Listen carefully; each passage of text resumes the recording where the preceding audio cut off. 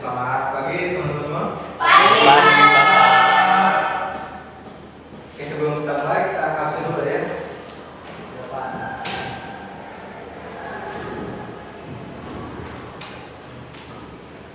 Ada Asmi, Hadir, Pak. ada Najib, Hadir, Pak. ada Hilmi, Hadir. ada Nopal, Hadir, Pak. siapa lagi yang mau disebut? Hadir, Pak. Fikri, Ya, Pak. terus? Fawaz, Pak. Awas, ada ya, ada semua ya. Oke, jadi kita akan bahas komposisi fotografi. Nah, sebelum mulai, apa sih yang membuat foto itu bisa menarik? Ada yang tahu nggak?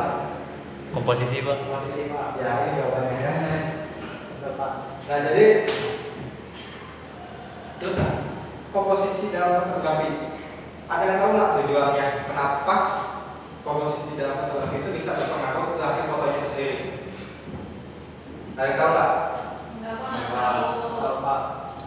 Oke, jadi dengan komposisi ini dapat mengarahkan fokus poin, yaitu si fotografer dapat mengarahkan fokus penonton pada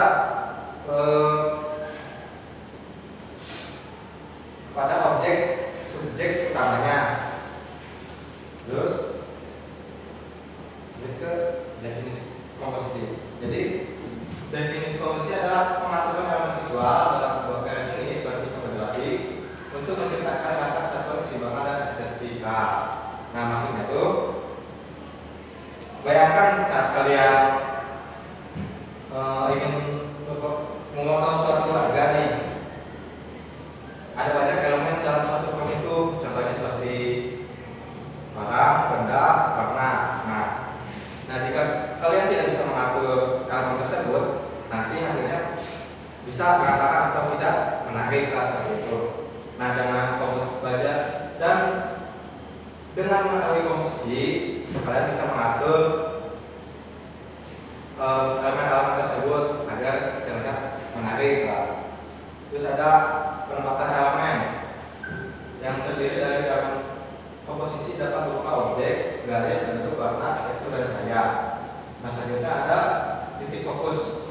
Komposisi ini membantu menentukan titik fokus utama dalam sebuah gambar menarik perhatian penonton karena seperti mengambil titik fokus ini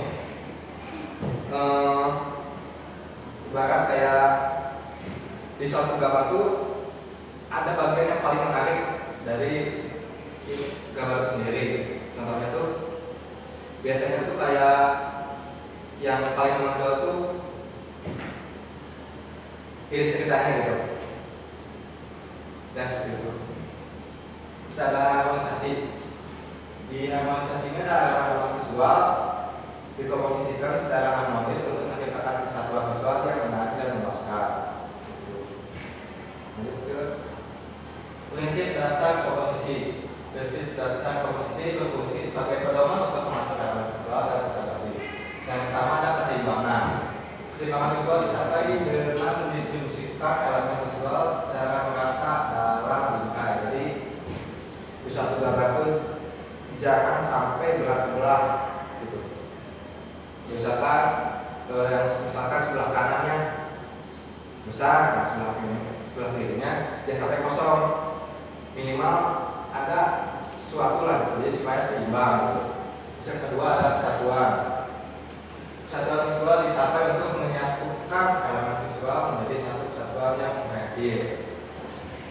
Contoh simpelnya itu ketika foto keluarga yang memakai pakaian berwarna yang senada, nah itu bisa menciptakan kesatuan sendiri. Terus yang ketiga ada titik fokus. Titik fokus adalah elemen visual yang paling menonjol dan menarik perhatian penonton. Nah, sama seperti sebelumnya gitu ya. Dari titik fokus ini jadi mengutamakan objek utamanya gitu. Terus yang terakhir ada kontras. Kontras dalam komposisi membantu menciptakan perbedaan dan menekankan elemen visual tertentu. Nah, contoh kontras dari itu sendiri seperti ini. Ini kan metodenya hitam nih. Nah kalau itu sebaliknya gitu, yang backgroundnya hitam, objeknya putih gitu seperti itu supaya terlihat background. Nah lanjut. Nah untuk materi sekarang kita akan membahas komposisi aturan 1/3 atau biasa disebut rule of third. Nah jadi rule of third itu apa sih? Rule of third itu adalah aturan 1/3 yang biasa dipakai untuk aturan 1/3 adalah pedoman yang membagi detail menjadi 9 bagian yang sama. Nah, rule of third itu seperti apa sih? Jadi rule of third itu membantu memposisikan subjek secara strategis. Nah, biasanya titik fokus itu ditempatkan pada salah satu titik potong garis. Nah, biasanya itu foto yang menggunakan rule of third itu bisa menciptakan keseimbangan visual yang lebih menarik. Terus memberikan rasa kedalaman dan dimensi pada gambar. Nah, saya punya contoh di sini. Kira-kira menurut kalian yang menggunakan komposisi rule of third itu yang mana sih? Yang mana? Yang kanan Pak. Yang kanan saya, kanan kalian. Kanan saya. Yang ini berarti. Ya. Ya. Benar ya? Kenapa bisa disebut rule of third? Nah, kembali lagi.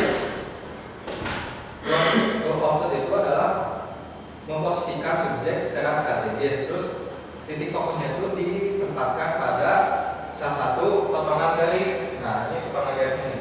Saya jelaskan di sebelah sini.